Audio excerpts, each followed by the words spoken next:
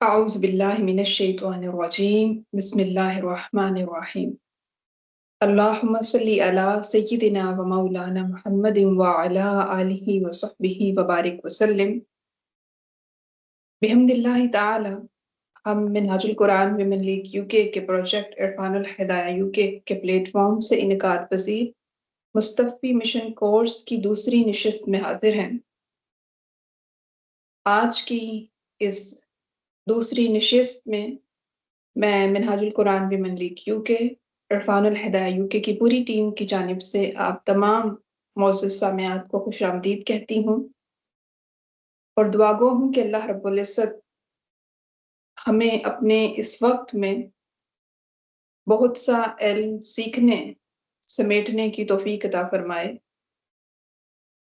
معزز سامعات، گزشتہ نشست جو ہماری اس مستفی مشن کورس کی پہلی نشست تھی، ہم نے اس میں کائنات کی تخلیق، اس کے ارتقاء، انسان کی تخلیق، اس کے ارتقاء کے بارے میں سمجھنے کی کوشش کی، اور ہمارا سیشن اس نقطے پر ختم ہوا کہ کیا اللہ رب العزت نے انسان کو بغیر کسی مقصد کے تخلیق کیا، اور اگر کسی مقصد کے ساتھ تخلیق کیا تو وہ کیا مقصد تھا۔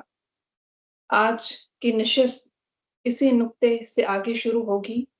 آج کی ہماری نشست کا جو عنوان ہے وہ ہے میری زندگی کا مقصد۔ آج کی ہماری گیسٹ سپیکر ہیں محترمہ انیتا زبیر صاحبہ۔ آپ ٹیم ممبر ہیں عرفان الہدایہ یوکے کی۔ ایجوکیشن میں آپ نے ماسٹر اور ایم فل کیے ہوئے ہیں، اور سال ہر سال تک آپ پاکستان میں درس و تدریس کے شعبے سے وابستہ رہیں۔ میں ملتمس ہوں محترمہ انیتا زبیر صاحبہ سے کہ وہ تشریف لائیں اور آج کی گفتگو کا آغاز کریں۔ نحمده ونصلي ونسلم على رسوله الكريم اما بعد فاعوذ بالله من الشيطان الرجيم بسم الله الرحمن الرحيم ربي اشرح لي صدري ويسر لي امري واحلل عقدة من لساني يفقهوا قولي اللهم صل على سيدنا ومولانا محمد وعلى آله وصحبه وبارك وسلم عليه۔ اللہ رب العزت کی توفیق سے آج ہم دوسرے لیکچر کی طرف موو ہو رہے ہیں، اور جیسا کہ آپ کو بتایا گیا اور کل میں نے بھی اسی پہ ختم کیا تھا کہ ہمارے جو عنوان ہے لیکچر کا وہ ہے میری زندگی کا مقصد۔ تھوڑا سا ہم پچھلا جو پڑھا تھا اس کے ساتھ کنیکشن بناتے ہیں کہ آخر مقصد ضروری بھی ہے یا نہیں ہے۔ کائنات کو اگر دیکھیں اور کائنات کی کل مخلوقات کو دیکھیں تو ان کا اصول جو ہے وہ دوسروں کو فائدہ پہنچانا ہے۔ چند مثالیں میں نے آپ کے سامنے لکھی ہیں، آپ دیکھیں کہ جو سورج ہے وہ خود اپنی روشنی نہیں لیتا، اس کی حرارت اس کو کوئی فائدہ نہیں دیتی۔ اسی طریقے سے درخت، ان کا پھل وہ خود نہیں کھاتے، چھاؤں میں وہ خود نہیں بیٹھتے، وہ دوسروں کو فائدہ دیتے ہیں۔ سمندر اپنا پانی خود نہیں پیتا اور اپنی جو مخلوقات ہیں ان کو خود نہیں کھاتا، بلکہ سمندر دوسروں کے لیے خود کو پیش کرتا ہے اور دوسروں کے فائدے کے لیے خود بنا ہوا ہے۔ اسی طرح پھول ہے، پھول اپنی خوشبو خود نہیں سونگھتے۔ آپ کا جو بنایا ہوا دیا ہے، چراغ ہے، شمع ہے، وہ بھی جلتی ہے اور اس روشنی بھی دوسروں کو دیتی ہے۔ تو ایک انسان جو تمام مخلوقات سے اشرف ہے، اعلیٰ ہے، اس کی بھی تو زندگی کا کوئی مقصد ہوگا یا ہونا چاہیے، اور اگر ہونا چاہیے اور ہوگا تو وہ کیا ہے؟ کیا وہ ہے یا نہیں ہے؟ ہم نے بنایا ہے یا نہیں بنایا ہے؟ یا ابھی بھی وقت ہے؟ کیا ابھی بھی ہمیں ضرورت ہے اس طرف جانے کی؟ تو اب تھوڑا سا اگر ہم اپنے معاشرے کا جائزہ لیں، آپ کی بات نہیں کر رہی، ہم سب شامل ہیں، لیکن معاشرہ جو ہے کلی طور پر، کیونکہ آپ الحمدللہ آپ ایک ایسے ادارے سے منسلک ہیں اور سب اپنے کسی منصب پہ، کسی عہدے پہ ہیں، اور آپ لوگ تو پہلے ہی آپ کی لائف جو ہے وہ کسی ایک مقصد کے لیے ڈیڈیکیٹڈ ہے۔ میں کلی طور پہ آپ سے بات کروں گی کہ معاشرے کا جائزہ لیں تو ہمارے ہاں کیا ہے کہ दुनिया जमा करने की तरबियत दी जाती है, बच्चों की ट्रेनिंग की जाती है कि बच्चे जो हैं वो किस तरीके से माल असबाब जमा करेंगे, बच्चे को क्या पढ़ाएंगे, वो क्या बनेगा, जब वो बनेगा तो कितने पैसे कमाएगा, वो इसलिए बनता है, वो डॉक्टर इसलिए बनता है, वो कितने पैसे कमाएगा, वो कोई भी प्रोफेशन इसलिए ज्वाइन करता है कि वो कितना उससे अर्न करेगा। किसी से पूछें उसका बच्चा, वो कहे मेरा बच्चा वेल सेटल्ड है, मेरा बच्चा बड़ा सेट है, तो उसका मतलब क्या है कि उसके पास घर है, गाड़ी है, बैंक बैलेंस है, और उस बच्चे के पास जो है वो कारोबार सेट है, जॉब अच्छी है, मतलब दुनिया से ही है, दुनिया के लिहाज से वेल सेटल्ड है। रिज़्क़ हलाल एक इबादत है, और ये हमने मंजिल बना ली है, ये रास्ता है उस मंजिल की तरफ जाने के लिए। फिर अगर दूसरी बात की जाए हमारे ताल्लुकात की, मुआशरे में जो हमारे ताल्लुकात हैं, चाहे वो हमारे रिश्तेदारों से हों, चाहे वो हमारे दोस्तों से हों, सब के सब दौलत के हो गए रिश्ते, इल्ला माशाअल्लाह हम उनसे रिश्ते जोड़ते हैं, उन रिश्तेदारों से मेल मिलाप रखते हैं, मिलते हैं जिन जो दौलतमंद हैं, जो अच्छे स्टेटस वाले हैं, जिनकी हैसियत अच्छी है। दीन के जो बुनियाद है उस पे हमारे ना दोस्तियां हैं ना हमारे रिश्ते हैं। हमारा जो मयार है वो दौलत बन चुका है।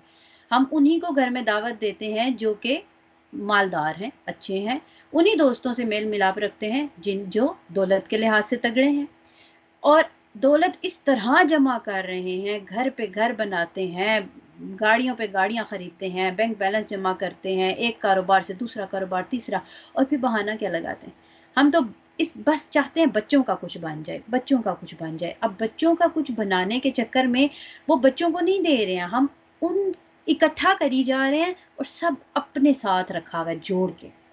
बिल्कुल एहसास नहीं है कि हमने हर एक चीज़ का जवाब देना है, और इतने मस्त हो गए हैं दुनिया में कि भूल चुके हैं हमारे आने का मकसद क्या था।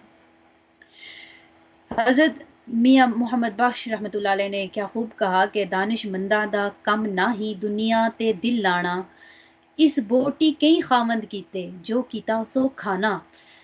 मतलब ये है कि ये दुनिया जो है जिसके जो इसके शिकंजे में आ गया तो वो बचता नहीं है। अगर याद हो आपको, मैंने एक मछली की मिसाल दी थी कि अगर वो मछली उस कांटे को निगल लेती है तो फिर वो बचती नहीं है। इसी तरीके से जिसका दिल लग जाता है दुनिया में वो फिर बचता नहीं है। दानिशमंदों का काम ये नहीं है कि वो दुनिया के साथ दिल लगा लें।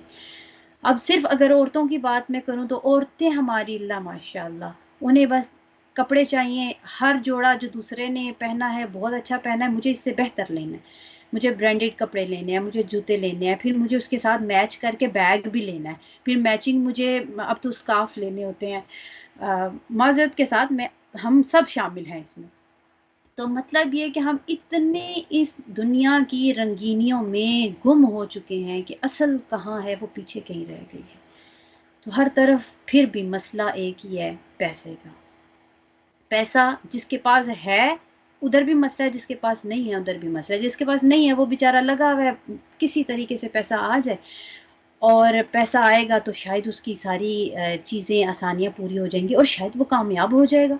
तो हमने क्या मयार बना दिया, पैसा मिलेगा तो कामयाबी मिलेगी, और जिसके पास पैसा है उसको एक ही बस तलब है कि और बने और बने और बने, और के चक्कर में उसे सुकून नहीं है।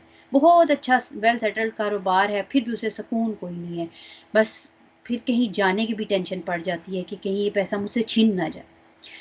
तो एक शेर आपने भी सुना होगा और ये मैंने लिखा है कि गरीब शहर तरसता है एक नवाले को, अमीर शहर ने हीरे से खुदकुशी कर ली।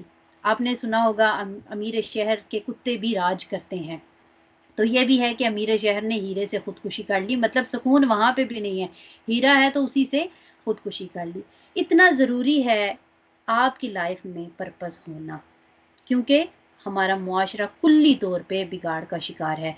अगर हम खुद किसी मकसद के तहत चल रहे होंगे तो जो जिम्मेदारी हमारे कंधों पे है, हम उस जिम्मेदारी को निभाने के लिए, मतलब कि मुआशरे को बेहतर करने के लिए, दूसरों की इस्लाह के लिए, मखलूक की खिदमत के लिए कुछ कर सकेंगे। तो अब चलते हैं जी मेरी ज़िंदगी का मकसद। अब मकसद آپ کے پاس جب تک میں سلائڈ پہ ہوں 2 منٹ ہیں آپ کے پاس، آپ نے سوچنا ہے، جتنے لوگوں نے مجھے نہیں بھیجا آپ نے سوچنا ہے اور اپنے پاس لکھ لینا ہے، چاہے وہ ایک لفظ آپ کو سمجھ آئے یا ایک سطر سمجھ آئے، کوئی بھی۔ سوچنا یہ ہے کہ مقصد جو آپ بنا رہے ہیں، جو سوچ رہے ہیں کہ یہ میری زندگی کا مقصد ہے، وہ مقصد آپ کے لیے ضروری کیوں ہے اور آپ وہ کیوں کرنا چاہتے ہیں۔ مثال کے طور پہ ہمیں کچھ باجیوں نے، جن باجیوں نے بھیجے ہیں مقاصد اپنے، ان میں الحمدللہ تعالیٰ جتنی بھی باجیوں نے بھیجے، ان کا جو کرکس اگر میں کہوں اور میں کہوں کہ اس کا ایک ورڈ میں کہوں کہ وہ کیا کہنا چاہتی ہیں، ان کا کہنے کا مطلب ہے کہ رضائے الہی، وہ اللہ کی رضا، اللہ کی خوشنودی لینا چاہتی ہیں، وہ اس مطابق اپنی زندگی گزارنا چاہتی ہیں۔ تو اب یہ ہے کہ میں یہ کیوں کرنا چاہتا ہوں۔ اب پہلا سوال میرے لیے کیوں ضروری ہے، کیوں ضروری ہے؟ تاکہ پھر مجھے اللہ کی رضا حاصل ہو، میں جنت میں جا سکوں، یہ اتنا ضروری ہے۔ تو پھر آگے میں کیوں کرنا چاہتا ہوں؟ تاکہ میرا اللہ میرے سے خوش ہو۔ کیا اس سے مجھے سکون قلب حاصل ہوگا؟ یا ڈیفینیٹلی ہوگا۔ ٹھیک ہے، تو یہ آخری پہلے 2 سوالوں کا جواب آپ نے لکھنا ہے، مطلب اپنے ذہن میں سوچنا ہے، اس کے حساب سے مقصد بنانا ہے، اور پھر تیسرا سوال ڈیسائیڈ کرے گا کہ آپ کا مقصد ٹھیک ہے یا نہیں ٹھیک ہے۔ اگر تو آپ کو اس مقصد کے حاصل ہو جانے سے سکون قلب مل جاتا ہے تو پھر تو ٹھیک ہے، اور اگر نہیں ملتا ہے تو پھر مطلب آپ کو اپنے جو مقاصد ہیں ان کو ری ڈیفائن کرنا ہوگا، اپنے پرپس کو ری ڈیفائن کرنا ہوگا۔ یہاں پہ ایک آپ کے سامنے گول گول دائرے بنے ہیں، ان کے درمیان میں ایک فگر ہے، دل۔ تو یہ جو دل ہے نا، دل کا سکون، یہ لازمی چیز ہے۔ آقا علیہ الصلوۃ والسلام نے بھی فرمایا نا کہ تمہارے جسم میں ایک لوتھڑا ہے، اگر وہ درست ہو جائے تو پورا جسم درست ہو جاتا ہے، اگر وہ خراب ہو جائے تو پورا جسم خراب ہو جاتا ہے۔ تو اس کا جو اہمیت ہے وہ بہت زیادہ ہے۔ کل ہم نے آخر میں ایک بات کی تھی کہ یہ جو دل ہے نا، اس پہ اگر روح غالب آ جائے گی تو پھر یہ جو دل ہے یہ روحانی کیفیات والا ہو جائے گا، فرشتہ صفت ہو جائے گا انسان۔ اور اگر اس دل پہ نفس غالب آ گیا تو پھر وہ انسان حیوان ہو جائے گا، جانور ہو جائے گا، شیطان کے دباؤ میں آ جائے گا، اس کے قبضے میں آ جائے گا، پھر وہ جیسے چاہے گا اس کو اپنا غلام بنا لے گا۔ روح غالب آئی تو خدا کی بندگی میں آ جائیں گے، اگر نفس غالب آیا تو شیطان کی بندگی میں آ جائیں گے۔ تو اس کو مد نظر رکھتے ہوئے اپنی زندگیوں کا مقصد بنائیں۔ اور اللہ ہم سے کیا چاہتا ہے؟ بندگی، کہ میری بندگی کرو، میری غلامی میں آ جاؤ۔ اب یہاں پہ کچھ چیزیں لکھی ہیں کہ واٹ یو لو، کہ آپ کو پسند کیا ہے، کیسا بننا چاہتے ہیں آپ اپنی زندگی کیسے گزارنا چاہتے ہیں، and what you are good at, کہ آپ جو کرنا چاہتے ہیں۔ اب بہت ساری، جیسے کسی نے کہا اگر کہ میں دین کی خدمت کرنا چاہتا ہوں، تو دین کی خدمت کے بہت سارے پہلو ہیں۔ ہو سکتا ہے آپ اچھا لکھ سکتے ہو سکتا ہے آپ اچھا بول سکتے ہو سکتا ہے کہ آپ کسی ایونٹ کو اچھا مینیج کر سکتے ہو سکتا ہے آپ اچھا کھانا بنا سکتے ہو لوگوں کو کھلانے کے لیے۔ تو یہ دیکھنا ہے کہ آپ بہتر کس چیز میں ہیں، آپ پرفیکٹ کس چیز میں، and what the world needs، دنیا کو ضرورت کس چیز کی ہے۔ ابھی ہم نے پیچھے کچھ ہم نے گیپس دیکھے کہ یہ کچھ گیپ ہیں جن کو ہمیں فل کرنا ہے۔ آپ لوگوں کا پیمانہ اور وسیع ہے، آپ لوگوں کا جو کینوس ہے وہ بہت بڑا ہے، آپ لوگ دنیا کو اور بڑے طریقے سے دیکھتے ہیں۔ میں نے تو چند چیزیں دیکھی ہیں، ہو سکتا ہے آپ کو زیادہ چیزیں بہتری کے لیے نظر آئیں۔ تو دنیا کو کس چیز کی ضرورت ہے، معاشرے کو بہتر ہونے کے لیے کس چیز کی ضرورت ہے، امت مسلمہ کو بہتر ہونے کے لیے کس چیز کی ضرورت ہے، وہ ٹارگیٹس ہیں جو آپ نے اپنی زندگی میں درست کرنے ہیں۔ پھر دیکھیں جی what you can be paid for، اگر تو آپ کسی پیڈ جاب پہ ہیں تو ڈیفینیٹلی آپ کو پے کیا جائے گا، آپ وہ جو وقت آپ دے رہے ہیں یا جو ابھی آپ کام کر رہے ہیں اس کے لیے آپ پے کیا جائے گا آپ کو۔ اور اگر آپ کسی ایسے منصب ذمہ داری پہ ہیں، جیسے آپ ابھی دین کے کام کے لیے کوئی ایک ذمہ داری ہے آپ کے پاس، تو وہ جو ذمہ داری ہے اس ذمہ داری کا تقاضا ہے، یہ وہ مطلب ہے کہ اس ذمہ داری کا تقاضا کیا ہے، کہ آپ وہ تقاضا پورا کر رہے ہیں۔ تو یہ آپ نے ابھی सोचना है और लिखना है। 16 किसी का माइक किया है, अपना माइक काइंडली म्यूट कर लें।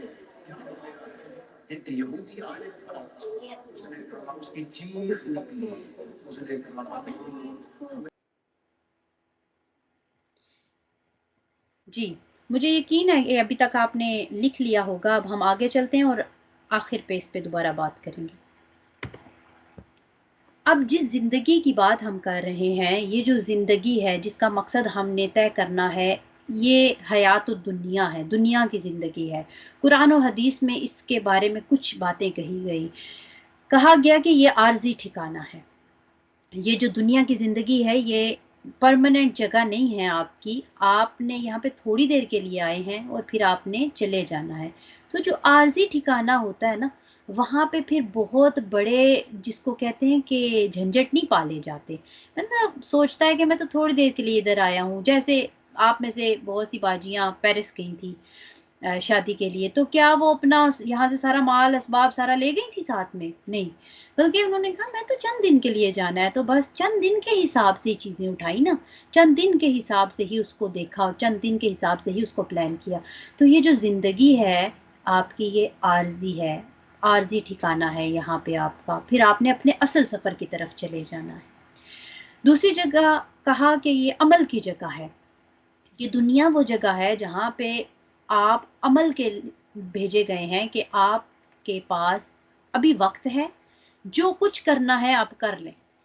अच्छे अमाल करने हैं, बुरे अमाल करने हैं, कैसी सोहबतें इख्तियार करनी है, कहाँ जाना है, कहाँ से आना है, क्या खाना है, कैसे कमाना है, कहाँ लगाना है, कब सोना है, कब जागना है, और लोगों के साथ कैसे मामलात करने हैं।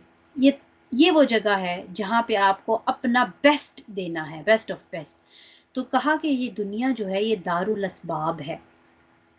तो ये दुनिया जो है ये ऐसी जगह है जहाँ पे आपके लिए असबाब बनाए गए, आपके लिए वसाइल पैदा किए गए, आपने उन वसाइल का इस्तेमाल करना है। तो अब सवाल फिर ये होगा कि इन वसाइल का इस्तेमाल कैसे किया, सही किया या गलत किया, और फिर वो बादशाह डिसाइड करेगा। अगर तो आप पूरे उतरे हैं तो फिर आपको ओहदे मनसब से नवाजा जाएगा, और अगर आपने कोई खिलाफ वर्जियाँ की हैं, कवानीन तोड़े हैं, तो फिर आपको सज़ा से दो चार होना पड़ेगा। फिर एक जगह पे कहा अल्लाह रब्बुल इज़्ज़त ने कि ये दुनिया इम्तिहान की जगह है, आजमाइश की जगह है।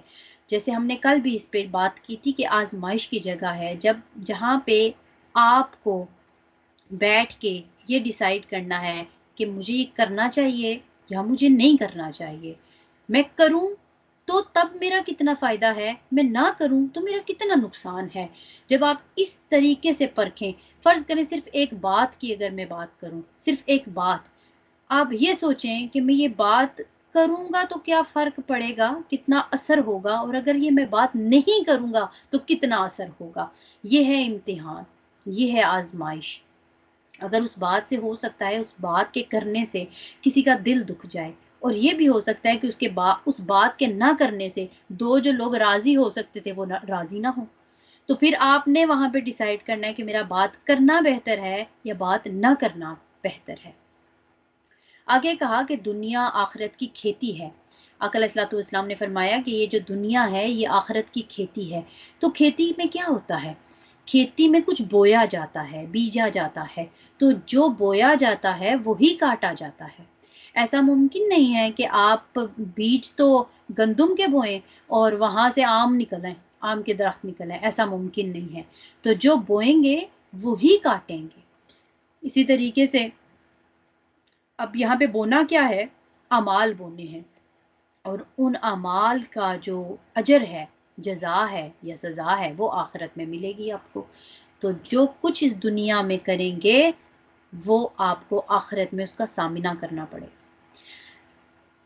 और फिर अल्लाह रब्बुल इज़्ज़त ने कुरान पाक में 4 मुकामात पे कहा कि ये जो दुनिया है ये महज़ खेल है और तमाशा है। लहव और लब, और लाभ और लहव भी दोनों को दोनों तरह से आया, लहव और लाभ और लाभ और लहव। دونوں طریقے سے آیا ہے کہ محض کھیل ہے اور تماشا ہے۔ تو اب آپ دیکھیں جہاں پہ کھیل ہوتا ہے، اب آپ نے آپس میں کبھی کوئی بات کرنی ہو نا، تو ہم کہتے ہیں ہم تو کھیل کھیل میں بات کر رہے تھے، ہم تو ایسے ہی بات کر رہے تھے۔ تو یہ ایسے ہی ہے جگہ، اس کھیل کھیل والی جگہ کو آپ نے سیریس نہیں لینا کہ بس یہی ہے ختمی مقام ہمارا، یہی ہے ہماری آخری جگہ جہاں پہ ہم نے بیٹھنا ہے اور رہنا ہے۔ نہیں، یہ تو بس کچھ لمحوں کا کھیل ہے، ختم ہو جائے گا۔ تماشا ہے، تھوڑی دیر خوش ہوں گے، ختم ہوں گے، تالے بجائے ختم، چلے جائیں گے۔ تو تماشا اسی طرح ختم ہو جاتا ہے۔ اسی آیہ مبارکہ کے آخر میں اللہ رب العزت نے کہا کہ جو دنیا ہے نا، یہ دھوکے کی پنجی ہے، دھوکے کا سامان ہے۔ تو جو دھوکے کا سامان ہوتا ہے نا، وہ کیا ہوتا ہے؟ تو دکھتا کچھ ہے، ہوتا کچھ ہے، یہی اسی کو تو دھوکا کہتے ہیں۔ تو یہ جو دنیا ہے، یہ دھوکے کا سامان ہے، دھوکے کی پنجی ہے۔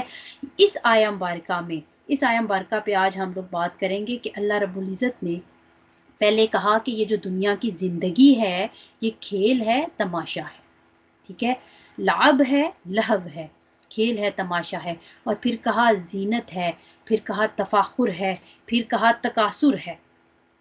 یہ جو 5 چیزیں بتائی ہیں نا اللہ رب العزت نے، ان 5 چیزوں کو پہلے دیکھیں گے۔ یہ آیہ مبارکہ کے ہم 3 حصے کر رہے ہیں، ٹھیک ہے۔ پہلا حصہ ہم اس کی طرف چلیں گے۔ دنیا کی جو زندگی ہے، اللہ رب العزت نے کہا اس میں 5 چیزیں ہیں۔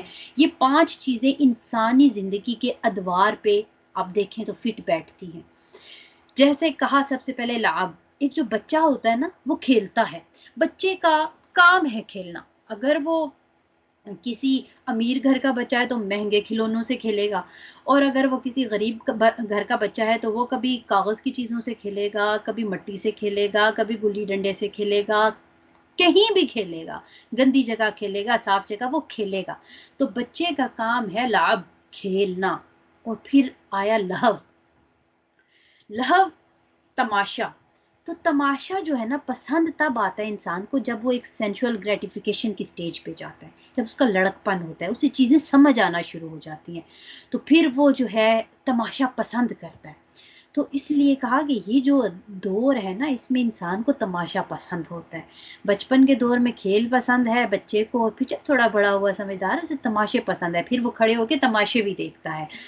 اور جب تھوڑا سا اور بڑا ہوتا ہے، جوان ہوتا ہے، تو اب وہ کانشیس ہو جاتا ہے زینت کے بارے میں، اپنی زیبائش کے بارے میں، اپنی بیوٹیفیکیشن کے بارے میں کیسا لگ رہا ہوں، میں خوبصورت لگ رہا ہوں، میرے کپڑے ٹھیک ہیں، میں نے اچھے کپڑے پہنے ہیں، میرا ہیئر کٹ کیسا ہے، مجھے ایسے سوٹ کرتا ہے کہ ایسے سوٹ کرتا ہے۔ تو وہ اب زیب و زینت کی طرف چلا جاتا ہے۔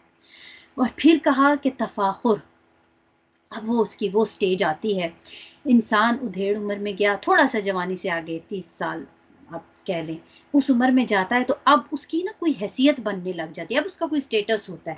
اب اس نے جو بھی محنت کی ہے، 25-30 سال گزارے ہیں، اس کی وجہ سے یا تو وہ دولت کما لیتا ہے، یا اس کا کوئی اچھا پیشہ ہوتا ہے، کاروبار ہوتا ہے، تو مطلب کہ اس کی کوئی حیثیت بن جاتی ہے۔ اب وہ اس حیثیت پہ تفاخر کرتا ہے، فخر کرتا ہے۔ اب وہ بھی معاملہ گزرا، وہ دور بھی گزرتا ہے، اور پھر انسان پہ وہ دور آتا ہے کہ جب وہ اپنے آخری منازل کے قریب ہوتا ہے، اب بڑھاپا کہہ سکتے ہیں، یا بڑھاپے سے تھوڑا سا پہلے کا وقت کہہ سکتے ہیں۔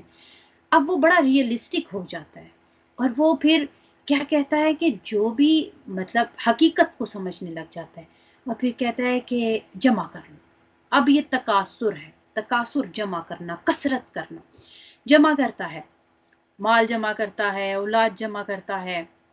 اب اسے فکر لگ جاتی ہے، کیونکہ اسے پتہ چل جاتا ہے کہ میری تو اب خاتمے کے میں قریب ہوں، تو جتنا ہو سکتا ہے میں جمع کر لوں۔ اب قرآن کیا کہتا ہے کہ الہاکم التکاثر، جب وہ تکاثر میں پڑ جاتا ہے تو پھر وہ کہاں پہنچتا ہے؟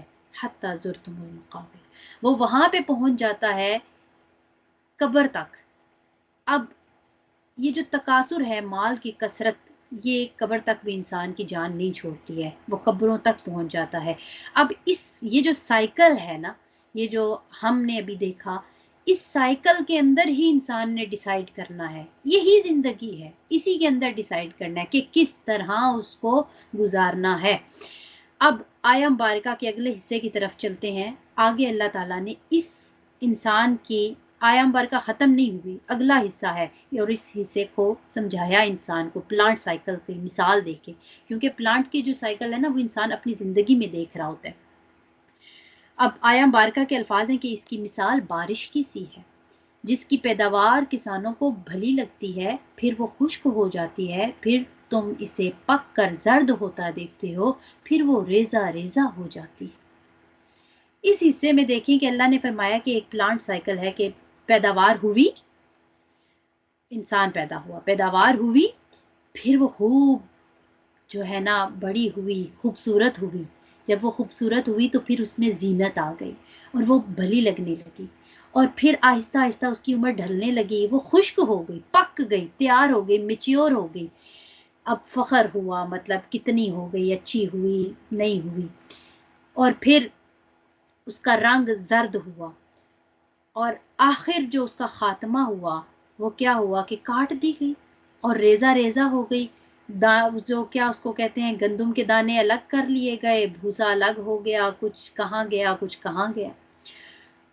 तो ये साइकिल है कि जब पैदा हुआ, बड़ा हुआ, अच्छा लगा और आहिस्ता आहिस्ता ढला और फिर ख़त्म हो गया। यही इंसान की ज़िंदगी है, शुरू होती है और फिर ख़त्म हो जाती है। अब आयाम बारका के आखिरी हिस्से की तरफ चलें। अल्लाह रब्बुल इज़्ज़त ने कहा, अगर तुम अकल रखते हो, शऊर रखते हो, इसको समझ गए हो, तो अब तुम्हारी मर्जी है जैसे गुजारनी है, दुनिया लेनी है या आखिरत लेनी है। आयम बारका के अल्फाज हैं और फिर ये तर्जुमा आपके सामने है कि और आखिरत में नाफरमानों के लिए सख्त अजाब है। जिसने ज़िंदगी नाफरमानी में गुजार दी उसके लिए अजाब, और फर्मा बरदारों के लिए अल्लाह की जानिब से मगफिरत और अजीम खुशनुदी है। तो दोनों इनामात अल्लाह रब्बुल इज़्ज़त ने बता दिए। कहा कि आखिरत में दो ही काम होंगे, तुम्हारे या अजाब होगा या अल्लाह की तरफ से तुम्हें बख्शिश मिलेगी, खुशनुदी मिलेगी, जन्नत मिलेगी। तो अब तुम जिस तरह की ज़िंदगी गुजारोगे वैसे वैसे ही तुम्हारा मामला आखिरत में होगा। तो फिर आखिरी हिस्से में अल्लाह रब्बुल इज़्ज़त ने फिर से एक दफ़ा बताया। शुरू में आगाज़ में अल्लाह रब्बुल इज़्ज़त ने एक दफ़ा बताया था कि ये जो है ना खेल तमाशा है, और फिर आखिर में कहा कि और दुनिया की ज़िंदगी धोखे की पूंजी के सिवा कुछ नहीं है। ये दुनिया की जो ज़िंदगी है ये सिर्फ धोखे का सामान है, धोखे की पूंजी है, ये पोटली है। और दूसरे मुकाम पे अल्लाह रब्बुल इज़्ज़त ने कुरान पाक में कहा कि जो दुनिया की हैसियत है ना वो मच्छर के पर के बराबर भी नहीं है। तो मच्छर का पर तो ऐसे नाकाबिले ज़िक्र चीज़ होती है, नज़र भी नहीं आता कहीं पड़ा हुआ हो। तो दुनिया को हम क्यों इतनी अहमियत दें?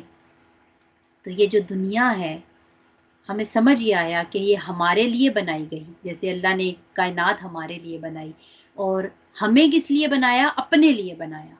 तो दुनिया जो है वो हमारे लिए बनाई है, लेकिन हम दुनिया के लिए नहीं बनाए गए हैं। तो हमने क्या करना है? इसको बरतना है, इसको इस्तेमाल करना है, लेकिन इसकी तलब नहीं करनी है। जितनी भी चीज़ें दुनिया में हैं हमने उसको इस्तेमाल करना है, पर तालिबे दुनिया नहीं बनना। हमारी जो तलब है और जो मकसूद है वो आखिरत है। तो हमने मतलूब व मकसूद आखिरत को रखना है, और आखिरत क्या है? अल्लाह की रज़ा है। एक मिसाल आपने यकीनी तौर पे हुजूर सैयदी शेखुल इस्लाम से सुनी होगी कि ये दुनिया अगर समंदर है और तुम्हारी ज़िंदगी कश्ती है, तो फिर तुमने क्या करना है? अपनी अपनी दुनिया में, अपने दिल में इस समंदर को नहीं आने देना, बल्कि समंदर समंदर के अंदर कश्ती को रहना चाहिए। अगर ये पानी तुम्हारे अंदर आ गया, दुनिया की लज़्ज़ात और उसकी तलब और दुनिया की जो तुम सामने रंगीनियाँ हैं, अगर तुमने इनको अपनी कश्ती में जगह दे दी, तो फिर तुम्हारी कश्ती डूब जाएगी। तो अगर तुमने अपनी कश्ती को सलामत रखना है, तो फिर बेहतर है कि अपने दिल की हिफाजत करो और उसमें दुनिया को दाखिल ना होने दो, बल्कि दुनिया की सैर करो, दुनिया से लुत्फ़ अंदोज़ हो, दुनिया को इस्तेमाल करो। तो एक शेर है अल्लामा इकबाल का कि काफिर की ये पहचान के आफाक में गुम है, मोमिन की ये पहचान के गुम इसमें है आफाक। तो हमने मोमिन के दर्जे पे पहुंचना है, बल्कि बचना है, कुफ्र से बचना है। काफिर जो है उन लोगों के लिए ये दुनिया बनी है और उनको इसकी ज़ेब ज़ीनत अच्छी लगती है। अब आगे देखें कि जैसे अब ہم نے کہا کہ دنیا یہ دھوکے کا سامان ہے، یہ دھوکے کی پونجی ہے۔ جب انسان کو پتہ چلا نا کہ یہ دنیا جو ہے وہ دھوکا ہے، تو پھر اس کے دو نتائج نکلے منطقی طور پہ، کہ دو اس کے نتیجے نکالے، دو طرح کے لوگوں نے نتیجے نکالے۔ پہلا نتیجہ جو نکلا وہ یہ کہ یہ جو دنیا ہے نا، کیونکہ یہ دھوکا ہے، کیونکہ اس میں جانے سے آپ جو ہے اللہ سے دور ہو جائیں گے، تو بہتر ہے اس دنیا سے گریز کریں، قطع تعلقی کر لیں، فرار ہو جائیں، کہیں غاروں میں چلے جائیں، کہیں جنگلوں میں چلے جائیں، سمندروں کنارے بیٹھ جائیں اور اللہ کریں۔ ایک یہ بن گیا، اور دوسرا اس پہ ہم بعد میں بات کریں گے۔ تو اب یہ جو دونوں نتائج نکلے، ان میں سے ایک پوزیٹیو ہے، ایک نیگیٹو ہے۔ جس کی ابھی میں نے بات کی، یہ اسلام کے نزدیک منفی ہے، نیگیٹو ہے، کیونکہ آقا علیہ الصلوۃ والسلام نے فرمایا، یہ ہمیں اسلام نے سکھایا کہ لا رہبانیت فی الدین، کہ دین اسلام میں رہبانیت نہیں ہے۔ رہبانیت کیا ہے؟ یہ جو میں نے آپ کے سامنے بیان کیا، دنیا سے قطع تعلق ہو جاؤ۔ بھئی دنیا میں آپ بھیجے گئے ہو تو آپ دنیا کے لیے بھیجے گئے ہو، تو ہمیں سکھایا یہ گیا کہ دنیا میں رہنا ہے، دنیا کو اپنے اندر نہیں جانے دینا، اور نہ ہی دنیا سے کٹ کے جانا ہے، دنیا کو بس خیر آباد کہہ کے جنگل میں بیٹھ کے یا کسی غار میں بیٹھ کے اور اللہ کی نہیں، ہمیں منع کیا گیا ان چیزوں سے۔ حضرت عمرو بن العاص، آپ صحابی رسول صلی اللہ علیہ وآلہ وسلم ہیں، اور اب آپ کے جو والد صاحب تھے نا العاص، آپ جو ہیں وہ بڑے دانشور اور بڑے بہت سیاستدان قسم کے انسان تھے، اور جن کو آپ کہہ لیں کہ بہت ہی مدبر۔ اور جو حضرت عمر تھے نا، یہ ان کی شخصیت بالکل اپوزٹ تھی اپنے والد کے، یہ بہت درویش صفت انسان تھے۔ حضرت عمرو بن العاص جو تھے وہ قیام اللیل کرتے اور صوم النہار، دن پورا روزہ رکھتے اور پوری رات جو ہے وہ اللہ کی عبادت کرتے، کھڑے رہتے۔ آپ کی جو بیوی تھی نا، ان کے ذریعے یہ خبر پہنچی آقا علیہ الصلوۃ والسلام کو، تو آقا علیہ الصلوۃ والسلام نے بلا کے سمجھایا اور کہا کہ یہ جو تمہاری بیوی ہے اس کا بھی تم پہ حق ہے، جو تمہاری زندگی ہے، تمہارا جو جسم ہے، اس کا بھی تم پہ حق ہے، تمہاری آنکھوں کا بھی تم پہ حق ہے۔ تو مجھے دیکھو جیسے میں کرتا ہوں، کہ میں گھر داری بھی کرتا ہوں، گھر گرہستی، میرے بیویاں ہیں، میں ان کو وقت دیتا ہوں، میں اللہ کی عبادت بھی کرتا ہوں، میں تم سب سے زیادہ متقی ہوں، تو مجھے دیکھو اور میری طرح کرو۔ تو آپ نے منع کر دیا کہ ایک ہی طرف کو لگ نہ جاؤ۔ پھر حضرت عمر کے ساتھ معاملہ کیا طے پایا کہ آپ جو ہے 3 دن روزے رکھیں گے اور پھر باقی دن ہفتے کے نہیں رکھیں گے۔ تو حضرت عمر نے کہا کہ تھوڑا زیادہ کریں نا، مطلب 3 دن روزے رکھیں گے، 4 دن نہیں رکھیں گے۔ تو پھر یہ کہا کہ ٹھیک ہے، جو صوم داؤدی ہے، 1 دن روزہ رکھیں گے، 1 دن نہیں رکھیں گے، 1 دن روزہ اور 1 دن نہیں رکھیں گے، اس طریقے سے پھر آپ کا معاملہ طے پایا۔ پھر آپ دیکھیں 3 صحابہ کرام کا معاملہ آیا، 3 صحابہ کرام نے نا آپس میں قسم کھا لی۔ پہلے آپ نے جو ہے جیسے نا ہر ایک دیکھیں آپ کے ارد گرد بھی ہر طرح کے لوگ ہوتے ہیں، کچھ لوگ ہوتے ہیں بہت اللہ والے ہوتے ہیں، کچھ بہت دنیا والے ہوتے ہیں، کچھ دنیا اور دین کو نا ساتھ لے کے چلتے ہیں۔ تو صحابہ کرام میں بھی ہر طرح کے لوگ تھے۔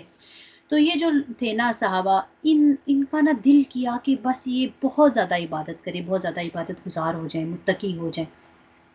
تو انہوں نے آپس میں، ایک نے کہا کہ میں پوری زندگی قسم کھا لی، پوری زندگی رات کو نہیں سوؤں گا۔ دوسرے نے کہا کہ میں پوری زندگی روزے کے ساتھ گزاروں گا، مطلب ہر دن روزہ رکھوں گا۔ تیسرے نے کہا میں پوری زندگی نکاح نہیں کروں گا۔ اور انہوں تینوں نے آ کے آقا علیہ الصلوۃ والسلام کے ازواج سے پوچھا کہ آقا علیہ الصلوۃ والسلام کا اٹھنا بیٹھنا رہنا کیسا ہے، تو انہوں نے بتایا۔ جب معاملات دیکھے تو پھر اپنے آپ کو جس طریقے سے انہوں نے دیا نا حوصلہ، وہ یہ کہا کہ دیکھیں آقا علیہ الصلوۃ والسلام تو نبی ہیں، آپ تو معصوم ہیں، معصوم الخطا ہیں، اور آپ کو تو ضرورت نہیں ہے اتنی عبادت کی، لیکن ہم تو گناہ گار بندے، ہمیں تو ضرورت ہے۔ تو پھر انہوں نے اس پہ یہ قسم کھا لی۔ جب آقا علیہ الصلوۃ والسلام کو یہ معاملہ پتہ چلا تو آپ نے ان کو بلایا اور انہیں منع کیا اور پھر وہ والی حدیث مبارکہ کہ جو ہے میری سنت، جس نے میری سنت کو نہ مانا، تو یہ وہ والی اس کے بعد حدیث مبارکہ آئی کہ بھائی جیسے میں کرتا ہوں میں بہترین نمونہ ہوں تمہارے سامنے، میں ہر ایک کام کرتا ہوں، گھر کو بھی دیکھتا ہوں، عبادات بھی کرتا ہوں، تم سے زیادہ متقی ہوں، تو جیسے میں کرتا ہوں میری سنت پہ عمل کرو۔ تو آقا علیہ السلام نے کر کے دکھایا ہمیں کہ دنیا سے قطع تعلقی نہیں کر لینی، فرار نہیں ہونا۔ اور پھر فرمایا کہ آقا علیہ السلام نے فرمایا کہ الدنیا سجن المومن، یہ جو دنیا ہے نا یہ مومن کے لیے قید خانہ ہے۔ تو قید خانے سے فراری تو ہر کوئی چاہتا ہے نا، قید خانے سے تو بھاگنا ہر قیدی چاہتا ہے، لیکن ہم نے اس قید خانے میں جو بھی وقت متعین ہے وہ گزارنا ہے، لازمی گزارنا ہے۔ تو اس سے بھاگنے کی کوشش نہیں کرنی، بلکہ جو وقت ہے اس کو اچھے سے گزارنا ہے۔ اب آ جاتے ہیں جی دوسرا کیا نتیجہ نکلا۔ دوسرا نتیجہ نکلا جو کہ پازیٹیو ہے، مثبت ہے، دیٹ از ترک لذات دنیا۔ دنیا مت ترک کرو، لیکن جو دنیا کی لذات ہیں جو کہ تمہیں اپنے اندر گم کر سکتی ہیں ان کو ترک کر دو، یعنی کہ جو آسائشیں ہیں ان کو ترک کر دو۔ جو آپ کو نعمتیں ملی ہیں ان نعمتوں کو مخلوق کی خدمت میں لگا دو۔ اگر آپ کے پاس وقت ہے تو آپ وقت لگاؤ، اگر آپ کے پاس صلاحیتیں ہیں تو اپنی صلاحیتوں کو مخلوق کی خدمت میں لگاؤ، اگر آپ کے پاس مال ہے تو اس کو لگاؤ، اگر آپ کے پاس علم ہے تو اس کو لگاؤ۔ جیسے کہ اگر میں مثال دوں تو آپ سب لوگ جو اب اپنی وقت نکالتی ہیں، اپنی جو صلاحیتیں ہیں ان کو استعمال کرتی ہیں، اپنے مال کو بھی استعمال کرتی ہیں، اپنے علم کو بھی استعمال کرتی ہیں، تو یہ ایک طریقہ کار ہے کہ دنیا میں رہنا ہے، لیکن جو آپ کو نعمتیں ملی ان میں سے مخلوق کا حصہ نکالنا ہے، مخلوق کی خدمت کرنی ہے۔ یہ ہے عبادت، یہ ہے اصل عبادت۔ اب آپ دیکھیں اگلی چیز کیا کہ تمام جتنی بھی آپ کی دنیا میں جد و جہد ہے وہ اللہ کی رضا کے لیے، خوشنودی کے لیے ہو۔ آپ اس طریقے سے دنیا کو ترک کریں، دنیا کو ٹھوکر ماریں، جیسے کہ حضور کہتے ہیں دنیا کو ٹھوکر مارو، اس کو کچھ مت سمجھو، اور جو کچھ بھی کرو صرف ایک مقصد ہونا چاہیے، یہ جو میں کام کرنے لگا ہوں کیا اس سے میرا اللہ خوش ہوگا یا نہیں ہوگا، اتنا سا پیمانہ رکھ لو۔ اگر میرا اللہ خوش ہوگا تو پھر ہاں میں تو غلام ہوں، تو غلام کا کام ہے کہ اس کا آقا و مولا اس سے خوش رہے۔ اگر میرے اس کام سے اللہ خوش ہوگا تو ٹھیک ہے، میں نے یہ کرنا ہے، اگر اس کام سے اللہ خوش نہیں ہوگا تو میں نے یہ نہیں کرنا ہے۔ اگلی چیز دیکھیں جی، اسلام اور قرآن کا نظام نافذ کرنے میں اپنا کردار ادا کرنا۔ جیسے میں نے ابھی پہلے بھی مثال دی، کبھی نیند قربان کرنی پڑتی ہے، کبھی آرام قربان کرنا پڑتا ہے، کبھی آپ کے گھر کے بہت ضروری کام ہوتے ہیں، برتن دھونے لازمی دھونے ہیں، کپڑے دھونے ہیں لازمی دھونے ہیں، آپ نے کھانا لازمی پکانا ہے، اور کبھی کبھی آپ جو ہیں دین کے کام کے لیے ان سب امور کو ترک کر دیتی ہیں یا مؤخر کر دیتی ہیں۔ آپ کہتی ہیں بعد میں کر لوں گی، چلو میں کوئی اور وقت اپنی نیند قربان کر کے اس وقت پہ کر لوں گی، لیکن اس وقت میں نے یہ کام ضروری کرنا ہے، یہاں میں نے محفل میں ضرور جانا ہے، یہ کام میں نے کوئی بھی ایونٹ آرگنائز کرنا ہے کچھ۔ تو آپ اسلام کے نفاذ کے لیے، قرآن کے نظام کے نفاذ کے لیے اپنا کردار ادا کریں، اور جب وہ کردار ادا ہوتا ہے نا تو ڈیفینیٹلی آپ کی جو دنیا کی لذتیں ہیں وہ ترک ہوتی ہیں۔ کون نہیں چاہتا آرام کرے، کون نہیں چاہتا کہ وہ پراپر نیند لے جائے، واک شاک کرے، پارک میں جائے، اور دنیا میں جس طرح اللہ نے کہا سیر سیاحت کرے، لیکن آپ نے اپنے آپ کو چیز کے لیے پابند کر لیا۔ جب پابند کر لیا تو آپ نے ترک دنیا کر دیا، اس کی آسائشوں کو ترک کر دیا۔ اب ذاتی خواہشات ہوتی ہیں انسان کی کچھ، اکثر اوقات وہ بھی ترک کرنی پڑتی ہیں، اور جب آپ ترک کر رہے ہوں اور اس کا مقصد جو ہے وہ اسلام کا، قرآن کا نظام نافذ کرنا ہو، اللہ کی خوشنودی ہو، that means کہ you are on the right way، آپ کا جو راستہ ہے وہ درست ہے۔ تو کبھی کبھی فیشن بھی ترک کرنے پڑتے ہیں، بڑا اچھا ہیئر سٹائل ہے لیکن ہم نہیں باہر بنا کے جانا، ہم نے نہیں باہر بنا کے جانا، بڑے اچھے لباس ہے ہمارا لیکن ہم وہ گھر میں پہن سکتے ہیں، باہر نہیں پہنیں گے۔ اسی طرح اگر آپ کے پاس مال ہے تو اس کی بھی قربانی دیتے ہیں۔ تو مختلف چیزیں جب آپ قربان کرتے ہیں ایک کام کے لیے، ایک مقصد کے لیے کہ اسلام اور قرآن کا نظام نافذ ہو جائے، تو دیٹ مینس کہ آپ نے ترک کر دیا لذات دنیا کو، آسائشوں کو ترک کر دیا ہے۔ اب دوبارہ سے آ جاتے ہیں جی میری زندگی کا مقصد۔ بہت ہی اچھا شعر جو کہ کل 2 دفعہ پڑھا گیا، اسی لیے میں نے کل نہیں پڑھا تھا۔ میری زندگی کا مقصد تیرے دین کی سرفرازی، میں اسی لیے مسلمان، میں اسی لیے نمازی۔ ہم سب کو یہ شعر یاد ہے، تو اب اس پورے شعر میں سے میں اپنے عمل پہ نہیں جاؤں گی کہ مسلمان ہونا نمازی ہونا عمل ہے، میں اس پہ نہیں جاؤں گی، لیکن مقصد ہے تیرے دین کی سرفرازی۔ تو سرفراز کیسے ہوگا دین؟ ہم کچھ مثالیں دیکھیں گے، کچھ جو ہمارے رول ماڈلز ہیں ان میں سے چند مثالیں میں نے سوچا آپ کے ساتھ شیئر کروں گی، وقت کو مد نظر رکھتے ہوئے انشاءاللہ۔ تو انبیاء اور رسل سب سے اونچے مرتبے پہ ہے۔ حضرت نوح علیہ السلام اپنی پوری زندگی ایک مقصد کے لیے گزاری، اور مقصد حضرت نوح، حضرت ابراہیم، حضرت موسیٰ، حضرت عیسیٰ، ان چاروں کا ذکر ایک آیہ مبارکہ میں آیا، اور اس آیہ مبارکہ میں اللہ رب العزت نے ان چاروں کا نام لینے کے بعد جو اگلی بات کی وہ کہا کہ یہ کس لیے انہوں نے کیا کیا؟ اللہ کے دین کو قائم کیا۔ تو ان کا جو مقصد تھا وہ اللہ کے دین کا قیام تھا۔ ہم ان سب کی زندگیوں سے واقف ہیں کہ انہوں نے کتنا ان سب کو اگر آپ دیکھیں نا، ان کی سیکریفائسز بہت بڑی ہیں۔ حضرت نوح علیہ السلام نے جب وہ کشتی بنائی، آپ کا اپنا بیٹا اس کشتی میں نہیں بیٹھا، مطلب ایک جگہ پہ اللہ رب العزت قرآن پاک میں کیا فرماتا ہے کہ آپ اپنے آپ کو اور اپنے گھر والوں کو دوزخ کی آگ سے بچاؤ۔ تو پہلی جو آپ کی، جس کو آپ نے سب سے پہلے آپ نے جس کو بچانا ہے وہ آپ کے گھر والے ہیں، تو آپ کے اپنے بیٹے ہی اس میں سوار نہیں ہوئے ہیں، ٹھیک ہے۔ تو حضرت نوح علیہ السلام کتنی طویل عمر پائی، اور آپ نے ایک ہی مقصد کے لیے وہ عمر گزار دی، گو کہ آپ کے ساتھ جو لوگ تھے وہ چند 100 لوگ تھے، ہزاروں میں بھی نہیں گئے تھے۔ پھر حضرت ابراہیم علیہ السلام، کتنا بڑا آزمائش کہ آپ اپنے والد کے ساتھ ٹکرا گئے۔ آپ کے والد خود نہ صرف بت پرست تھے بلکہ بتوں کا کاروبار بھی تھا آپ کا، جو کچھ کہا جاتا ہے آزر جو ہے وہ آپ کے چچا تھے، والد جیسے بھی، مطلب یہ کہ وہ قریبی رشتہ تھا، آپ ان کے ساتھ رہتے تھے اور آپ بہت بڑی آزمائش سے گزرے، لیکن جب اللہ کے دین کے قیام کی بات آئی تو آپ نے کسی چیز کی پرواہ نہیں کی، بلکہ آتش نمرود میں بھی کود پڑے، اور بچانے والا جو ہے وہ مارنے والے سے بڑا ہے، یہ ہمیں معلوم ہے۔ تو مقصد آپ کا اگر عظیم ہے، مقصد آپ کا سچا ہے، منزل آپ کی ٹھیک ہے، صحیح راستے پہ ہیں، تو بچانا کام تو اسی کا ہے نا۔ تو وہ آپ کو ہر طرح کی برائیوں سے، ہر طرح کی نقصانات سے بچا رہا ہوتا ہے۔ پھر آ جائیں حضرت موسیٰ علیہ السلام۔ حضرت موسیٰ علیہ السلام کے بھی بہت بڑی اسی طرح سے آزمائشیں تھیں، اور آپ نے بھی کس طریقے سے اپنی قوم کو آپ لے کے چلے، فرعون کا مقابلہ کیا آپ نے، اور پیدائش سے ہی آپ پہ آزمائشیں تھیں، آپ کو الگ کر دیا گیا اپنی ماں سے، پھر آپ ماں کے پاس دوبارہ آئے، اور لیکن جو آپ نے اتنی ہجرت بھی کی، مقصد ایک تھا، بڑا مقصد تھا اللہ کے دین کا قیام۔ پھر حضرت عیسیٰ علیہ السلام، حضرت عیسیٰ علیہ السلام، یہ نا استعارے ہوتے ہیں جو اللہ رب العزت نے قرآن پاک میں ان کا نام لیا، تو مطلب نام جیسے لیا تو پوری کی پوری ان کی ہسٹری اور پورا جو ان کا زندگی تھی جیسے گزری وہ تمہارے ذہن میں آ جانی چاہیے اگلی بات پڑھنے کے بعد کہ اس کا کنیکشن کیا ہے۔ تو حضرت عیسیٰ علیہ السلام، حضرت عیسیٰ علیہ السلام کے بارے میں بھی آپ کو معلوم ہے۔ پھر حضرت عیسیٰ علیہ السلام وہ نبی ہیں جنہوں نے 450 سال آپ کی عمر تھی اور آپ نے شادی نہیں کی ہے، اور آپ نے اللہ کے دین کے قیام کے لیے جو اپنی زندگی صرف کر دی ہے، اور پھر آپ کو آسمان پہ اٹھا لیا گیا۔ تمام انبیاء کے سردار ہمارے آقا و مولا حضرت محمد مصطفیٰ صلی اللہ علیہ وآلہ وسلم، آپ کی جو زندگی ہے ہمارے لیے بہترین نمونہ ہے۔ آپ نے دین اسلام کے نفاذ کے لیے اور دین اسلام کے کس طریقے سے اس کی پرچار کی ہے۔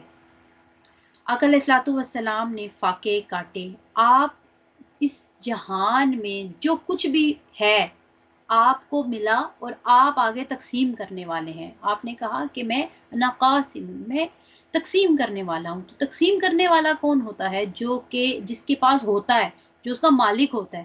تو آپ اس ارض و سما کے مالک، اور آپ فاقے کاٹ رہے ہیں، اور آپ کی زندگی ایسی ہے کہ آپ نے کوئی گھر نہیں بنائے، محلات نہیں بنائے، آپ کا بستر بڑا سادہ سا ہے، آپ کا تکیہ بڑا سادہ سا ہے، آپ نے اپنے جو نالین مبارک ہیں ان کو خود اپنے ہاتھوں سے درست فرمایا، اپنے کپڑوں پہ پیوند لگائے۔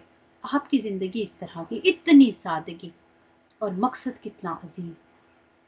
تو یہ ہے ترک دنیا، ترک آسائش دنیا۔ آپ چاہتے ایک آبرو کا اشارہ کرتے تو کیا کچھ نہ فرشتے آپ کے لیے حاضر کر دیتے، لیکن آپ نے کیا کیا؟ اس عظیم مقصد کے لیے پتھر بھی کھائے ہیں، آپ اس عظیم مقصد کے لیے لہو لہان ہوئے ہیں، آپ کے دندان مبارک شہید ہوئے ہیں، تو آپ نے ہر طرح کی تکالیف برداشت کی اور اس دنیا کو ترک کیا۔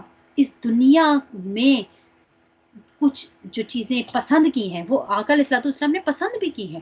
آپ نے کہا کہ مجھے تمہاری دنیا میں سے کچھ چیزیں پسند ہیں، اس کی متاع میں سے کچھ چیزیں پسند ہیں، اور ایک حدیث مبارکہ بھی ہے کہ یہ دنیا جو ہے وہ متاع ہے، اور اس دنیا کی جو بہترین متاع ہے وہ نیک بیوی ہے۔ تو آپ نے کچھ چیزیں پسند کی، آپ نے کہا مجھے خوشبو پسند ہے، آپ کو اسی طریقے سے اپنے خوشبو کو پسند کیا، آپ نے عورت کو جو نیک بیوی ہے اس کو پسند کیا۔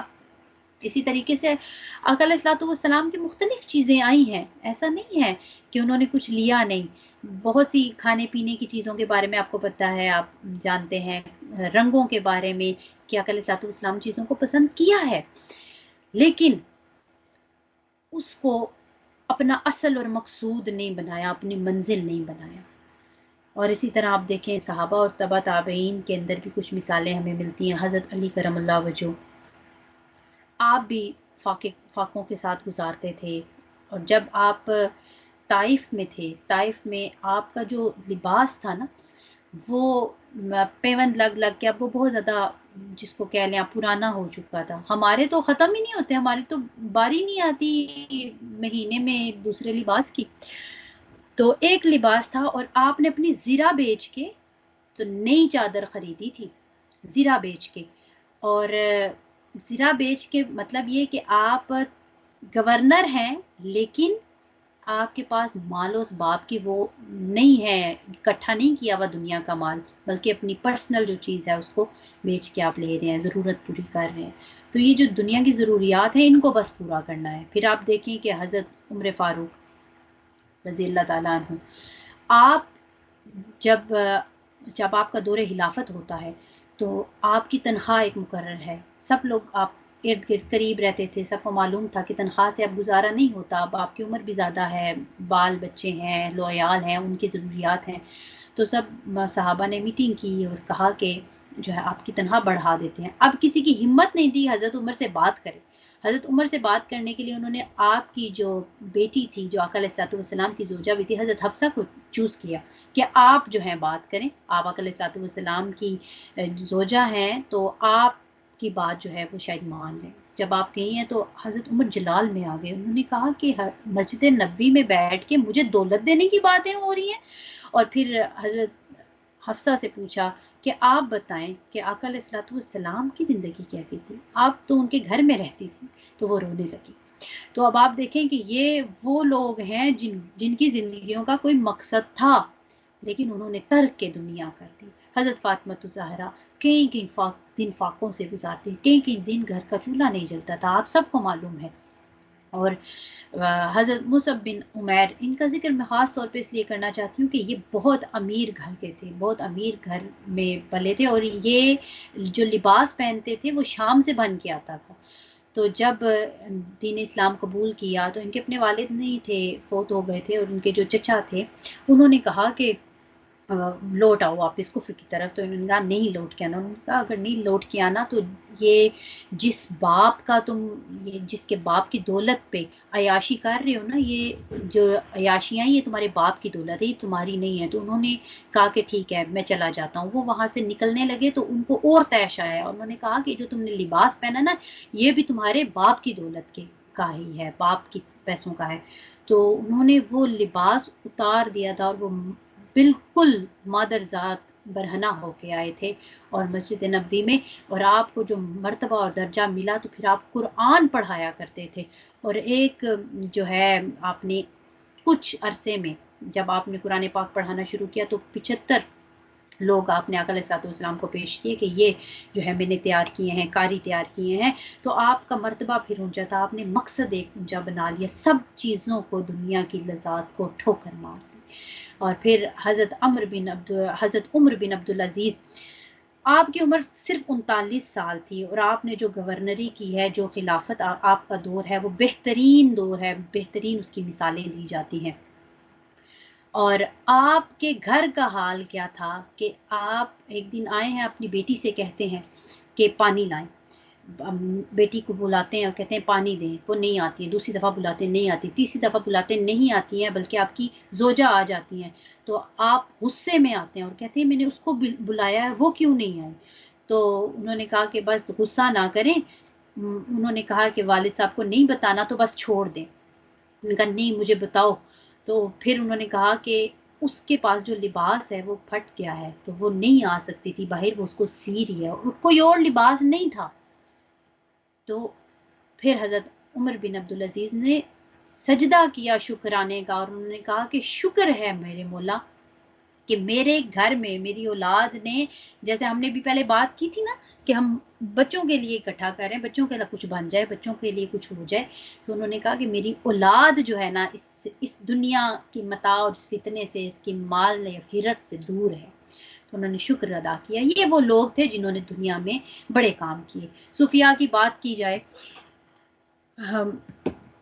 میں جلدی سے بات کروں گی کیونکہ وقت جو ہے وہ کم ہے، پوری بات نہیں بتاؤں گی لیکن کرکس ضرور بتاؤں گی۔ مولانا روم، آپ جو ہے آپ نے کہا، آپ نے جو دنیا میں کہا کہ اگر کوئی چیز آپ کو سکون قلب دیتی ہے نا تو وہ اصل مقصد ہے، جو میں نے آپ کو شروع میں کہا کہ سکون قلب جو چیز دیتی ہے وہ آپ کی زندگی گزارنے کا اصل مقصد ہے۔ آپ کے پاس ایک شخص آیا، اس نے کہا کہ مجھے کوئی نصیحت کر دیں کہ میں اپنی زندگی کس مقصد کے لیے گزاروں، کس طرح گزاروں کہ بہترین گزرے، تو انہوں نے 6 مہینے کا وقت دیا کہ جاؤ تو جا کے دیکھو کہ تمہیں سب سے زیادہ پرسکون بندہ جو ملتا ہے نا، اس بندے کے آ کے مجھے کہنا، میں تمہیں اس طرح کی دعا دے دوں گا، تم ویسی زندگی گزارو گے۔ اس نے 6 ماہ گزارے، بادشاہوں کے پاس گیا، مالداروں کے پاس، غرب کے ہر طرح کے لوگوں کے پاس گیا، اور اس نے واپس آ کے کہا کہ نہیں ہے، کسی کے پاس بھی سکون نہیں ہے، سب کچھ دنیا کا ہونے کے باوجود اس کے پاس سکون نہیں ہے۔ تو مولانا روم نے کہا کہ ہاں اب میں تمہیں بتاؤں گا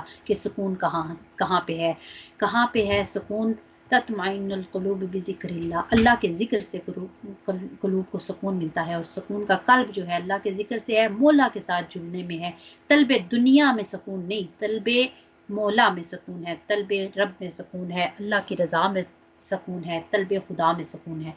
اور پھر حضور غوث اعظم شیخ عبد القادر جیلانی رحمۃ اللہ علیہ، آپ پڑھا رہے تھے، آپ کیونکہ آپ سب کو پتہ ہے درس و تدریس آپ پڑھا رہے ہیں کہ آپ کو خبر ملتی ہے کہ جو جہاز، کیونکہ آپ کی تجارت بھی ہوتی تھی، تو جو آپ کا کاروباری تجارت والا جہاز آ رہا تھا وہ ڈوب گیا ہے، تو آپ کہتے ہیں الحمدللہ۔ تھوڑی دیر بعد دوبارہ خبر آتی ہے کہ وہ جو خبر تھی وہ غلط تھی، وہ جھوٹی خبر تھی، آپ کہتے ہیں الحمدللہ۔ پھر آپ اپنے جو آپ کے سامنے بیٹھے ہیں تلامذہ، ان سے پوچھتے ہیں کہ پہلی دفعہ اور دوسری دفعہ خبر سننے کے بعد میرے جو تاثرات تھے وہ بدلے یا نہیں بدلے؟ انہوں نے کہا نہیں بدلے۔ انہوں نے کہا ثم الحمدللہ کہ اللہ نے مجھے دنیا کی محبت سے دور رکھا ہے۔ اور ہمارا کیا حال ہوتا ہے جی؟ کیا اس کو کہتے ہیں کہ ایک پاؤنڈ تو بہت بڑی چیز ہے نا، اس کے اندر 100 پینس ہیں، ان میں سے بھی کچھ پینس کا بھی آ جائے نا آگے پیچھے ہو جائے تو ہماری فکریں دیکھیں آپ۔ اور پھر ابو الحسن حرقانی، میں ان کا بھی ذکر نہیں کروں گی کیونکہ پھر وہ ذکر لمبا ہو جائے گا، بس بتانا یہ ہے کہ محمود غزنوی جو ہے آپ کے پاس دعا کے لیے گیا اور آپ نے اس کو بھی اہمیت نہ دی۔ محمود غزنوی جو تھا وہ اس وقت حکمران تھا، آپ نے اس کو بھی بالکل بھی اہمیت نہ دی کیونکہ وہ اشرفیاں لے کے آپ کے پاس گیا تھا، اور آپ نے کہا کہ میں اشرفیوں والا نہیں ہوں، میں اللہ کا بندہ ہوں، رب کے لیے میرے پاس آنا ہے تو آؤ۔ عصر حاضر کی بات کروں گی، پاکستان میں ایک فیڈرل منسٹر گزرے ہیں مولانا عبدالستار خان نیازی، کیونکہ ہم یہ سوچتے ہیں نا کہ یہ بھائی پرانے وقتوں کی بات ہے، خالص لوگ ہوتے تھے، تو یہ بھی پچھلے زمانے مطلب قریب کی بات ہے، ماضی قریب کی بات ہے۔ تو مولانا عبدالستار خان نیازی ایک جو ہے فیڈرل منسٹر گزرے ہیں اور بڑی دیر وہ منسٹری میں رہے ہیں۔ جب وہ فوت ہوئے ہیں نا تو ان کے اکاؤنٹ میں صرف 250 روپے تھے، جس سے ان کا کفن بھی خریدنا ممکن نہیں تھا، تو کفن بھی کسی کے پیسوں سے خرید کے ان کو ڈالا گیا۔ تو ایسے لوگ آج بھی موجود ہیں۔ اب آپ جو زندگی پڑھیں گے انشاءاللہ اگلی نشستوں میں حضور شیخ الاسلام کی زندگی، آپ ان کے مقاصد دیکھیں گے اور ان مقاصد کے لیے انہوں نے اپنی زندگی کس طرح وقف کی ہے، وہ عصر حاضر میں آپ کے سامنے مثال ہے، انہوں نے کس طرح اپنا خانوادہ تیار کیا ہے، آپ لوگ یہ جانیں گے انشاءاللہ اگلی نشست میں۔ اب آپ دیکھیں جی، आप लोगों ने अपनी ज़िंदगियों को ऑलरेडी एक कह लें कि रफ़ाकत फ़ार्म की शक्ल में मकसद बना दिया हुआ है। एक आपने कर दी है किसी के वाबस्ता अपनी ज़िंदगी। जब आप अपना रफ़ाकत फ़ार्म देखते हैं ना, तो सिग्नेचर जहाँ पे करते हैं वहाँ पे एक आयाम बारका लिखी हुई है। ये आयाम बारका है सूरह अल नाम की। इस आयाम बारका आपके सामने आयाम बारका भी है और उसका तर्जुमा भी है कि कुल इन्ना सलाती, मेरी नमाज, व नुसुकी, और मेरा मेरा हज, व महयाया, और मेरी ज़िंदगी। अब आप सॉरी, यहाँ से इसमें से ना कुछ मिसिंग है यहाँ पे, क्योंकि ये मेरा कुर्बानी है और मेरा हज। अच्छा, तो अब आप देखें कि वह महयाया व ममाती, मेरी ज़िंदगी और मेरी मौत। मतलब आप पहले से अपनी इबादात को भी और अपनी ज़िंदगी को और अपनी मौत को किस लिए कर चुके हैं? लिल्लाहि रब्बिल आलमीन, उस अल्लाह के लिए जो तमाम जहानों का रब है, तमाम कायनात और तमाम कायनात को बनाने वाला, और जितने भी आलमीन हैं। क्या फरमाते हैं कि 18,000 जो आलम आहा, मतलब 18,000 तो वो थे जो एक अल्लाह के प्यारे के इदराक में आ गए हैं, तो इससे भी ज़्यादा 18,000 से भी ज़्यादा आलमीन हैं। उस आलमीन के रब के लिए आप कहते हैं कि मेरी जो ज़िंदगी है ये मैंने उसके लिए वक्फ कर दी है। तो आप उस रफ़ाकत फ़ार्म पे सिग्नेचर करते हैं। शायद इसी वजह से आप वो चुनिंदा लोग हैं जो कि लोगों की इस्लाह के लिए हर वक्त सोचते रहते हैं किस तरह से, कौन सा ऐसा मैं प्रोग्राम करूं कि उससे लोगों की इस्लाह हो जाए, उससे लोग कुछ सीख जाएं, उससे नस्लों की कुछ बेहतरी आ जाए। और ये हमें किसने दिया? हमें इस रफ़ाकत में कौन लेके आया? ये हुज़ूर सैयदी शेखुल इस्लाम ही की ज़ात है जो हमें यहाँ पे लेके आई। और उन्होंने हमें तो उन्होंने एक मकसद बता दिया, हमारे तो उन्होंने सिग्नेचर ले लिए कि ये आयाम बारका है, इसके मुताबिक अपनी ज़िंदगी को गुजारना है। तो हमें समझ क्या आया कि अल्लाह की रज़ा और बंदगी ही मंजिल और मकसूद है, और जो भी हमने ज़िंदगी गुजारनी है वो इसी डगर पे गुजारनी है। और अब हमें उन्होंने एक रास्ता दिया इस मंजिल पे पहुंचने का, उस रास्ते का नाम मिनहाजुल कुरान है। और अल्हम्दुलिल्लाह ताला हम इस मिनहाजुल कुरान के हिस्सा हैं। मिनहाज रास्ते को कहते हैं, अल कुरान, कुरान का रास्ता। तो ये कुरान का जो रास्ता है ये हमें साहिब कुरान से भी जोड़ता है, और ये जिसका कुरान है उससे भी हमें जोड़ता है। और मुख्तलिफ तरीक़ों से हमारी किस तरह रहनुमाई होती है, किस तरह हमारी मदद होती है कि हम अपनी मंजिल और अपने मकसूद को हासिल कर सकें।